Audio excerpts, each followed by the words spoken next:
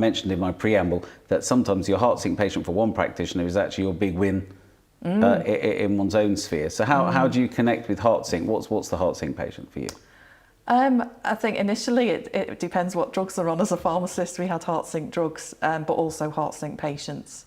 And I think it's mindfulness really gives you the tools, from personal experiences as well, of being able to stay again more present with that patient and not have your buttons pressed, actually, which is I remember when I first did an 8-week course in mindfulness reading, in the preamble you will be less likely to have your buttons pressed, and I thought, oh great.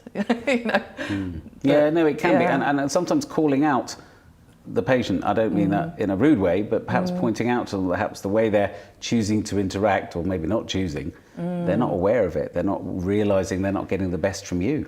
Yes, because that can be a misunderstanding about mindfulness, that you become a doormat because you take anything that's thrown at you. Right. But that is a myth, it's not true, that you can still communicate, if something's not okay or there's a behaviour that's not okay. But from that grounded place, you can think more clearly, actually, and respond more wisely.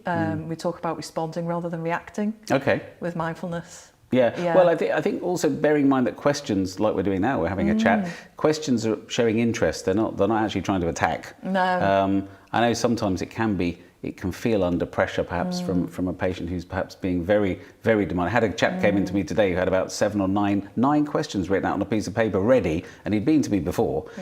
So we pulled it in during the session, not to go to the very end where we had to cram in all these answers, or all the answers I was trying to provide for him. So yeah, it can be a bit of hard work sometimes. Yeah, and it helps your communication as well. If you're wanting to challenge something, and how you might want to say, oh, I've noticed that that's really upset you. I can see that you're upset. And it's how you communicate it. And I think mindfulness helps you to communicate quite calmly. And we're more connected than we realise, and I think people can feel that. Whereas if you're feeling agitated, that spills into your communication, and then that might make the client patient more likely to react.